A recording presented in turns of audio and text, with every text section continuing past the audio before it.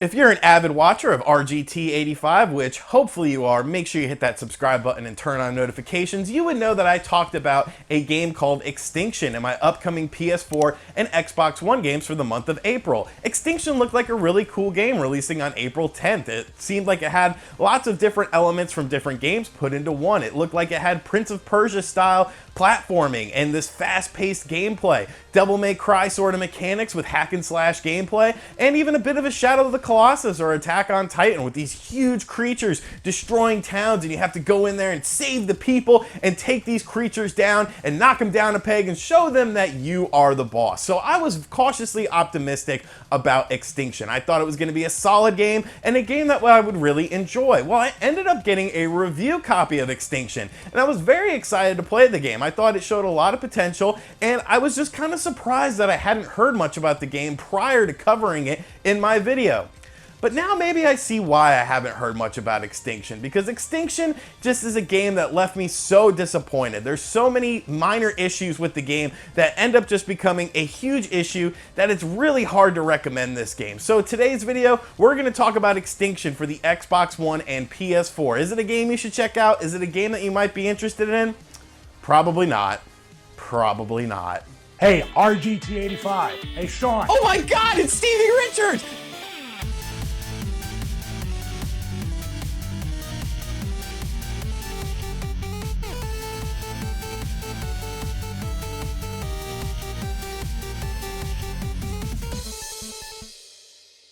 So the story of Extinction is pretty paper thin. Honestly, it was one of the most boring stories I've ever encountered in a video game. You play as a character named Avil, I'm not quite sure how you say his name, but basically these creatures called the Ravini are coming in and destroying towns, and you have to pretty much put a stop to them. The Ravini being these massive hulking creatures that you saw in the trailer that made the game look so cool and so unique.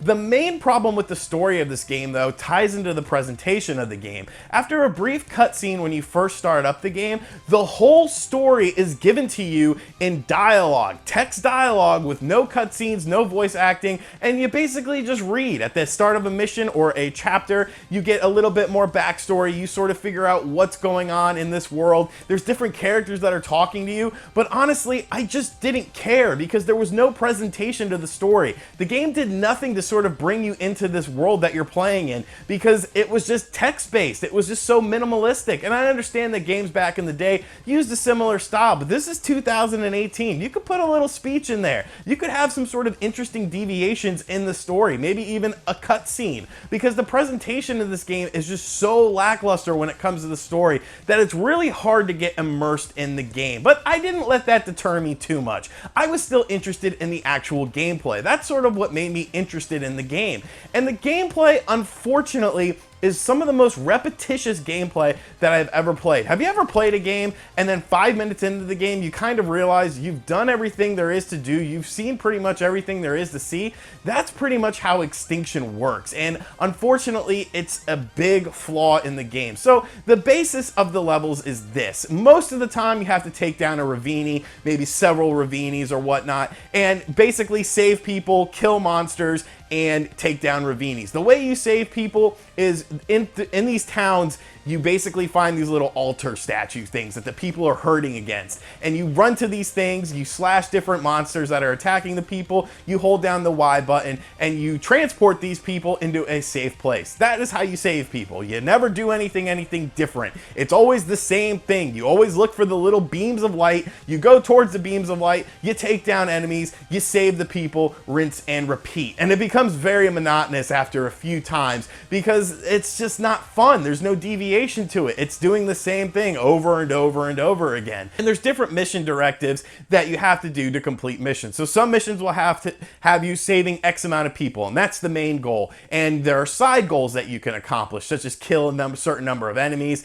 so on and so forth. But really, it's the same sort of thing over and over and over again. There was like a watchtower segment that was a little bit different, but still at the core, in order to save these watchtowers and stop the creatures from defeating the watchtowers, powers, what do? You kill the enemies. So I got kind of flustered with that. I would have loved to have seen some more mission variety and mission deviations in the game, but I digress. If the gameplay is good enough, it wouldn't really matter. But once again, unfortunately, the gameplay in Extinction just sort of falls flat on its face. Your character does have a leveling up system, and you can unlock new abilities. You unlock these abilities by gaining XP by completing chapters, and some of the abilities are pretty cool. You can really fix your character and make him sort of your play style. You can make him more athletic so he jumps across buildings faster. You can make him, rescue people faster, have a more powerful attack. Basic stuff, but it does work good. That was one of the high points of the game for me, was just sort of customizing my character to my liking.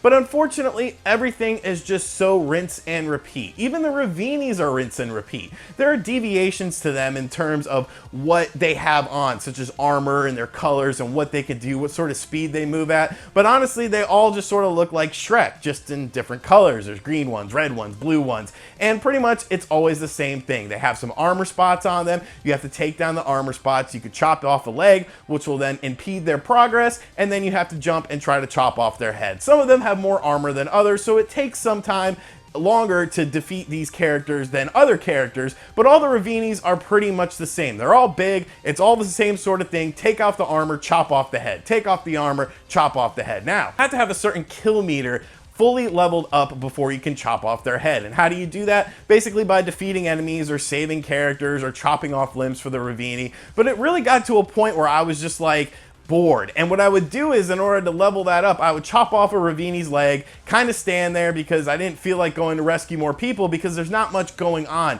with these other characters as far as killing people goes, and I would wait for his leg to grow back and then I would chop it off again, slowly filling up my gauge, and then finally my gauge would be filled and I'd chop off his head. Now you might be wondering to yourself, why am I showing the same gameplay over and over and over again? Did I only record one level? No, I didn't. This is actually different levels in the game. I recorded footage from 7 different levels that I have blending in here together, and they all look the same. Sure, the building structures are in different locations. Sometimes it'll be a bit darker, sometimes it'll be a bit sandy as opposed to like a more lively place with flora and whatnot, but really it's just the same sort of thing over and over again. The game touts that there's randomly generated scenarios and whatnot in one mode and that you'll never play the same thing twice, but it doesn't matter. You move so fast through these cities that really you're only paying attention to your mini-map. Your mini-map shows you where the Ravinis are, where the people are that you need to save, so on and so forth. So you're just looking at the map and going to different spots on the map. You're not really concerned with the environments.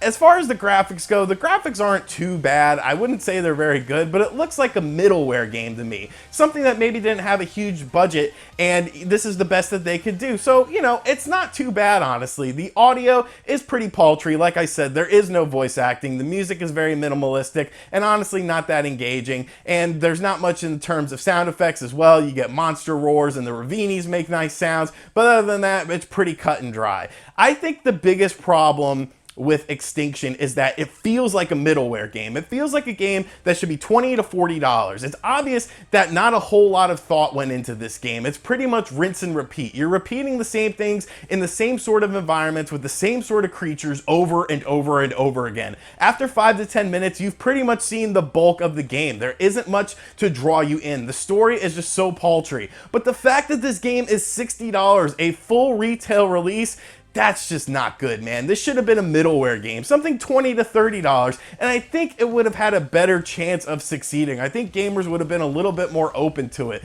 A $60 single-player experience is not something that is that uncommon for greatness. Games like Uncharted, The Legend of Zelda, Super Mario Odyssey, all of these games were single-player games that were fun, were awesome. They didn't last you 6 to 8 hours where you were doing the same thing in the same sort of environments over and over and over again. And unfortunately, that is Extinction's biggest flaw. It's just the repetition of the game, the fact that nothing ever really changes. Half the time I didn't even realize I was in a new level or in a new chapter, but lo and behold I was, and it was just so disappointing. I think that's the best word for Extinction, is disappointing, because I think it could have actually been a really fun game with some better story, with a better presentation, with more deviations to the gameplay.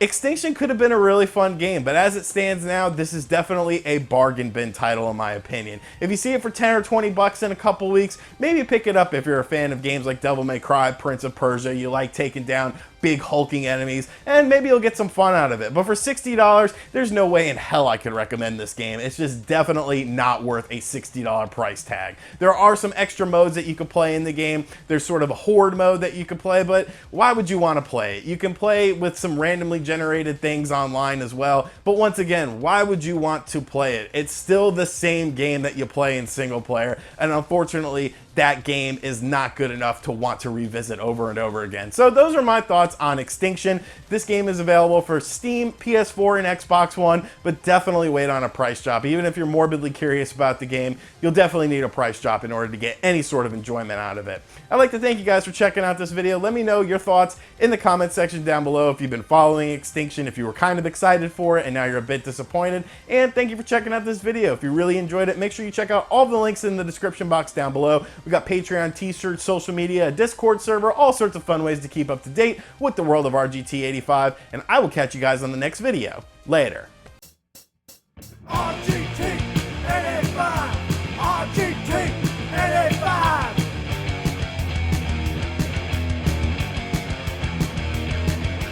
RGT 85, RGT 85.